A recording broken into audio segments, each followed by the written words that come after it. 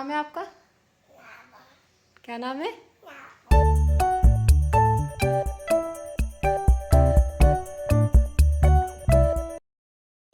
अस्सलाम वालेकुम, क्या हाल है आप सबके? उम्मीद करती हूँ कि आप तमाम लोग खैरियत से होंगे, खुश होंगे, मज़े में होंगे। अल्हम्दुलिल्लाह मैं भी बिल्कुल ठीक-ठाक हूँ और ये जो सारी तैयारी हो रही है, ये हो रही है दावत की जो कि मेरे घर में है और है मेरी नंद की बेटी की जिसकी कि अभी शादी हुई है और जो मैंने पिछला व्लॉग डाला था वो उसकी शादी का ही डाला था। तैयारी तो सारी हो ही चुकी है, बस मेहमानों का इंतज़ार है कि मेहमान कब आएँगे। हमने सारी चीज़ें पहले से ही रेडी करके रख ली थी। चाय उनके लिए रेडी नहीं की है क्योंकि वो तो अभी आई नहीं है। चाय बना रही थी मैं अपने नंदोई के लिए। वैसे भी रात को जो है वो गैस चली जाती है तो जब वो लोग आएंगे तो खाना तो हमारी अपनी ही कैटरिंग का है और हमने बारबेक्यू करना है तो सारा जो सेटअप है कुकिंग का सारा सेटअप जो है वो नीचे सहन में लग रहा था क्योंकि बारबेक्यू करना है तो वहाँ पे सारी सेटिंग वेटिंग कर रहे थे। टेबल्स वगैरह हमने मंगवा के पहले से रख ली थी और ये रहमान भाई हैं जो कि हमारा सारा कैटरिंग का काम जितना भी है सब यही संभालते हैं। इनकी तबीयत ठीक नहीं है आजकल तो आप लोग इनके लिए दुआ कीजिएगा कि अल्लाह ताला इनको सेहत वाली लंबी उम्र दे। हमारे घर की जो भी शादियां हों, फंक्शंस हों, दावतें हों, वो तमाम रहमान भाई ही मैनेज करते हैं और हमारी कैटरिंग को भी तमाम यही संभालते हैं। जो भी वहाँ पे ऑर्डर्स हों, जो भी कुछ हो वो सब कुछ यही देखते हैं।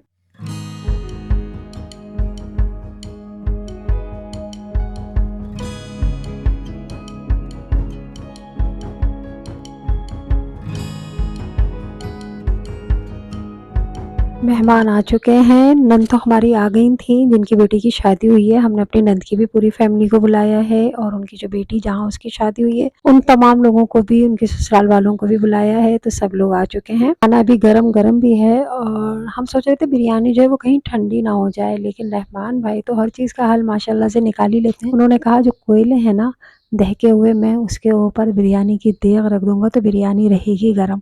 तो हम चलो ये भी बेफिक्री हो गई कि कोई नहीं, चावल ठंडे नहीं होंगे अगर थोड़ा बहुत लेट भी हो जाए, लेकिन फिर भी हमने टाइम से ही खाना लगा दिया था। और ये जो ब्लू ड्रेस में है ये है मेरी नंद की बेटी जिसकी अभी शादी हुई है और रमजान शुरू होने वाले हैं, मतलब ये हमने रमजान से दावत की है तकरीबन 2 या 3 दिन पहले। बस शुरू में दुल्हन की ससुराल में दावतें चल रही थी इसलिए हम नहीं कर सके, फिर अब ये रमजान अन करीब तो हमने सोचा चलो रमजान से 2-3 दिन पहले ही कर देते हैं। ईद का हमने इसलिए नहीं सोचा कि ईद पे हमारे घर में वैसे ही दावत होती है तो उसमें तो दुल्हन को आना ही आना है, लेकिन ये थी स्पेशल दावत क्योंकि वो अपने हस्बैंड के साथ पहली दफ़ा हमारे घर आ रही है। उसका मियाँ जो है, दूल्हा जी जो है वो पहली बार हमारे घर आए हैं। माशाल्लाह से खाना सबको बहुत पसंद आया, उसकी ससुराल वालों को, ससुर को, सास को, सबको बहुत अच्छा लगा।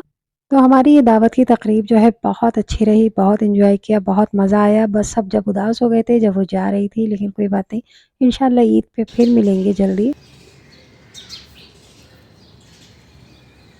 जैसा मैंने आपको बताया हमने दावत की थी रमज़ान से 2 या 3 दिन पहले, तो मैंने रमज़ान की करनी थी कुछ तैयारियाँ। वैसे तो सब लोग अपनी फैमिली की पसंद के हिसाब से ही अपनी जो चीज़ें हैं वो तैयार करके रखते हैं या अपनी सहूलत के हिसाब से। मैं भी अपने कुछ काम ऐसे करके रख लेती हूँ कि टाइम जो है वो बचे और वही टाइम जो है बंदा इबादत में लगाए। और रमज़ान में तो ये भी होता है कि आपको किचन में ज़्यादा काम करने का भी दिल नहीं चाहता रोज़े की वजह से। तो अगर कुछ चीज़ें जो है वो आपकी बनी हुई हों तो बहुत आसानी हो जाती है काम करने में। रमज़ानों में तो हमारे यहाँ दही जो है वो घर में ही जमाया जाता है पूरा रमज़ान। माशाल्लाह से बाहर का दही बहुत ही कम आएगा। कभी अगर किसी वजह से नहीं जमा सके या हम बाहर गए हुए हों या रोज़ा बाहर खुल रहे हों तो ऐसा होता है कि हम दही ले लेते हैं, वरना घर में ही जमाते हैं। तो मैंने भी कुछ पैकेट्स बना के रख दिए थे कि कभी किसी सालन में या किसी चीज़ में ज़रूरत हो तो वो निकाल लिए जाएँ। इधर मैंने चने भी बॉयल करने रख दिए थे ताकि ये बॉयल हो जाएँ तो इन्हें ठंडा करके फिर मैं इनके भी पैकेट्स बना के रख दूँ।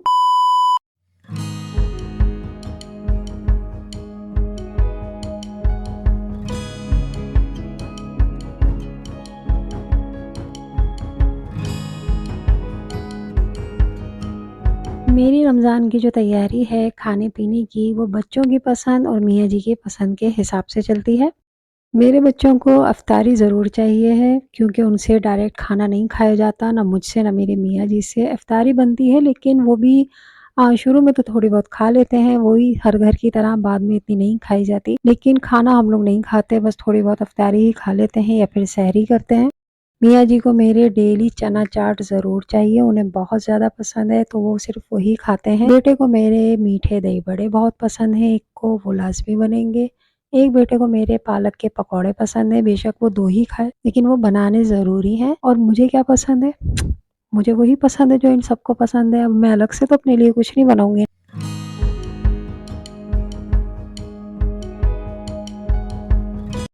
और यहाँ मैं कर रही थी प्याज़ को फ्राई, मतलब सिर्फ़ इतनी हद तक कि ये ट्रांसपेरेंट रहे, और इसके मैं बॉक्सेस में करके रख दूँगी, ताकि जब भी कोई सालन-वालन बनाना हो तो मैं आराम से निकालूँ और सालन बना लूँ। क्योंकि मेरे बच्चे जो हैं या मियाँ जी जो हैं, इनको साबुत-साबुत प्याज़ जो है वो पसंद नहीं है। तो ज़्यादातर हमारे घर में जो बनती है वो चिकन बनती है, तो इस वजह से मैं प्याज़ जो है वो ग्राइंड करके रख लेती हूँ।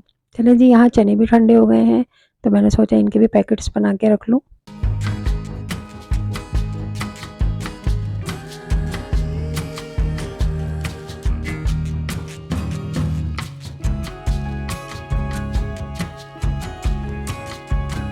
इधर ये भी फ्रीज़ हो चुके हैं, तो चलें इन्हीं के भी मैं पैकेट्स बना लूँ, क्योंकि ये मैंने इसलिए फ्रीज़ किए हैं, ये है तो मलंगा जो भी है मलंगा, तो इसको मैंने इसलिए इसके पैकेट्स बनाए हैं कि हम बनाते हैं वो तो क्या पाकोला वाला शरबत, जो दूध पाकोला, 7 अप वगैरह-वगैरह डर के बनता है, ठंडा-ठंडा ठा वाला शरबत जो होता है वो, तो वो बनाते हैं, तो उसके लिए ये निकाले और ये उसमें क्यूब्स डाल दिए, तो ईज़ी रहते हैं। अब रोज़ कौन-कौन भिगोएगा इसको। इधर प्याज़ भी ठंडी हो गई, मैंने इसको ग्राइंड कर लिया, और ये जो छोटे-छोटे बॉक्स हैं इसमें कुछ ना कुछ आता रहता है, कभी कुछ मीठा आ गया बाहर से या कुछ, तो मैं इन जो हैं बॉक्स को अच्छी तरह से धो के और इनको ठिकाने लगा देती हूँ, मतलब सँभाल के रख देती हूँ। मुझे पता है किसी न किसी चीज़ में ये काम आ ही जाएँगे, और देखें काम आ गए ना, तो मैंने तमाम जो प्याज़ पीसी थी उसको अलग-अलग बॉक्स में उतने ही उसको पोर्शन बना के रखा, जितना मुझे पता है कि मुझे एक सालन में कितनी ज़रूरत होगी। वैसे ये काम मैं रमज़ान के अलावा भी अक्सर करके ही रखती हूँ। हमारे यहाँ ज़्यादातर फ्रीज़ हुए हुए होते हैं, अगर टमाटर सस्ते जैसे आजकल हैं तो उनको भी फ्रीज़ कर दिया है प्यूरी बना के।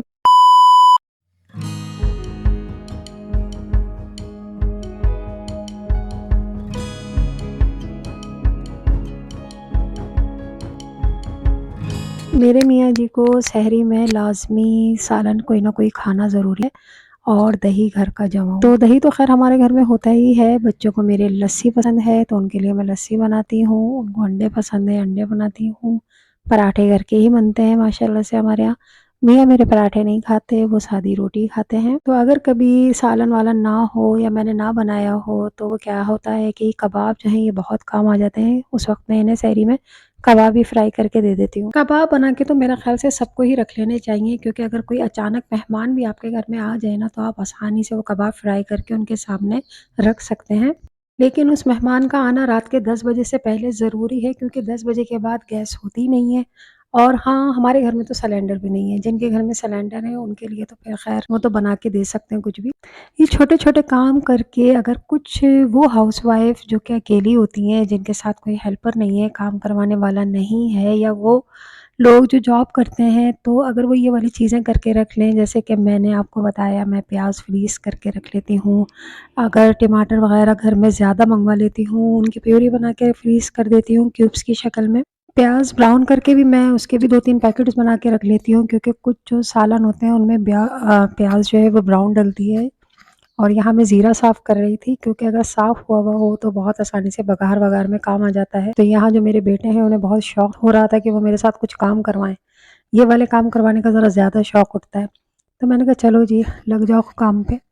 कोफ्ते मैंने थोड़े से बनाए थे, क्योंकि कीमा इतना ज़्यादा नहीं था, लेकिन जितना भी था मैंने उसके बना के रख लिए। मैंने कहा चलो एक टाइम तो ये हो ही जाएँगे हमारे। अब जब भी कोफ्ते बनाने होंगे तो आधा काम हुआ हुआ है, आसानी से बन जाएँगे। क्या नाम है आपका? क्या नाम है? नाबो।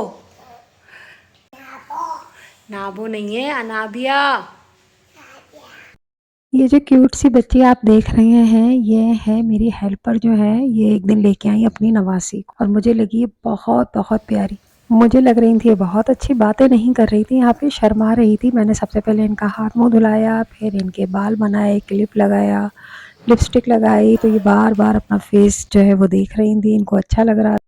वो जो डेली आती हैं मेरी हेल्पर, मैं उनसे कहती हूँ आप अनाबिया को लेके क्यों नहीं आई, तो वो यही कहती हैं कि मैं कैसे लेके आऊँ, वो गोद में आती है, वो पैदल नहीं चलती। मैं उसको कभी कोई चीज़ यहाँ से भेज देती हूँ, कभी नूडल्स वगैरह। तो मेरा और उनका एक प्यारा सा क्यूट सा रिश्ता बना हुआ है। और ये जो आप देख रहे हैं समोसे और रोल, ये हमारी अपनी कैटरिंग से आए हैं, हर रमज़ान में ये आते हैं।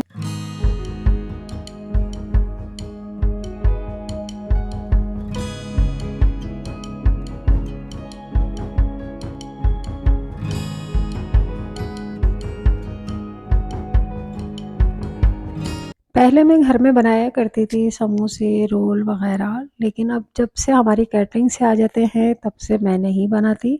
और यहाँ मैंने अपने भी रख दिए थे फ्रीज़ करने के लिए, और यहाँ मैं अपनी नंदों को भेज रही थी।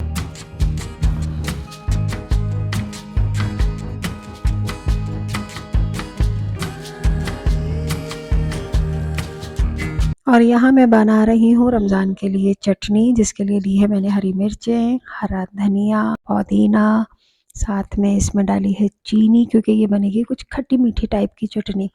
चीनी डाली है, नमक डाला है इसके अंदर, थोड़े-से इसके अंदर सौंफ का पाउडर डलेगा, थोड़ी-सी अजवाइन डलेगी, और इसमें इमली का पल्प डलेगा, जो कि मैंने पहले ही बना के रखा है, लहसुन डलेगा, और आप इसको फिर कर लें थोड़े से पानी में बिल्कुल ग्राइंड, बिल्कुल थोड़े से पानी में करना है इसको। ग्राइंड करने के बाद आपने इसको एक पतीली में डाल के थोड़ी-सी देर पकाना है, मतलब 6-7 मिनट, और फिर उसके बाद इसमें 1 चमचा कॉर्नफ्लोर जो है, वो थोड़े से पानी में घोल के ऐड कर देना है। उसके बाद 2-3 मिनट पकाना है, और फिर उतारें, ठंडा करें और इसको फ्रिज में रख लें। आराम से पूरा रमज़ान हमारी चलेगी।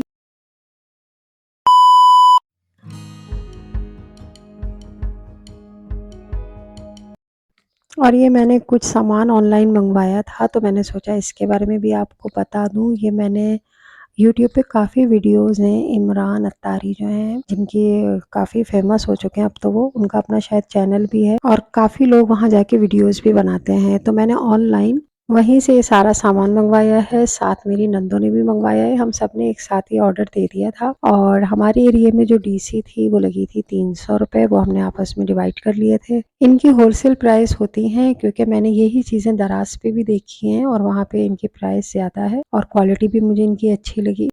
और ज़्यादा दिन भी नहीं लगे, 1-2 दिन में ही सामान जो है वो घर पे आ गया था। यहाँ मैंने सब चीज़ों की प्राइस भी मेंशन की हुई है, आप चाहें तो इनको दराज़ पे भी चेक कर सकते हैं। और ये जो है चॉपर, ये हमने 4 मँगवाए थे, नंदों ने और मैंने मिलके, और वहाँ से ये हमें मिला है 650 का, जबकि दराज़ पे भी ये महँगा है। और अक्सर इसके जो एड्स आ रहे होते हैं ना, टिकटॉक के बीच में या इस तरह के किसी भी ऐप के बीच में इसके एड्स आ जाते हैं अक्सर। तो वहाँ भी मैंने प्राइस चेक की, तो वहाँ तो 1200 1400, मतलब अपनी मर्ज़ी की ही प्राइस लगाई हुई है वहाँ पे। ये हैंड प्रेस चॉपर है, मुझे ये अच्छा लगा कि भई जल्दी-जल्दी में आपको कुछ करना है काम-शाम, तो ईज़िली हो जाएगा। मैंने सोचा ट्राई करके तो देखूँ काम भी सही हो रहा है या नहीं। तो ये देखें सारी प्याज़ और इसमें हरी मिर्चें, ये सारी, बस ये होता है कि इसमें आपने बहुत बड़े-बड़े पीस करके नहीं डालने हैं, नॉर्मल से पीस डालने हैं, तो वो बहुत अच्छा चॉप हो जाता है।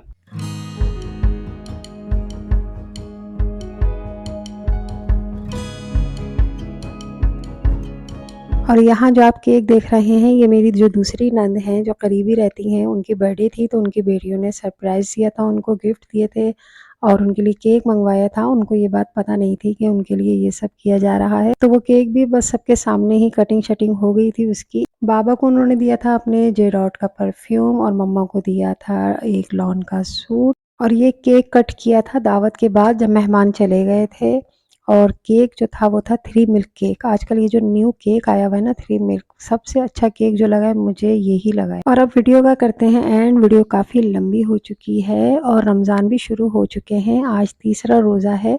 मैं कोशिश करूँगी कि ये वीडियो आज ही अपलोड कर दूँ, क्योंकि रमज़ान में रूटीन बिल्कुल चेंज हो जाती है। अब ये वीडियो जब भी अपलोड हो, लेकिन मेरी तरफ से आप लोगों को बहुत ज़्यादा रमज़ान मुबारक हो। नेक्स्ट वीडियो जो होगी मेरी इंशाल्लाह, उसमें मैं अपनी इफ्तारी भी आप लोगों के साथ शेयर करूँगी। ओके जी, अपना बहुत ख्याल रखिएगा। जल्दी एक नई वीडियो में आप सबसे फिर मुलाकात होगी। अल्लाह हाफ़िज़, टाटा, बाय बाय।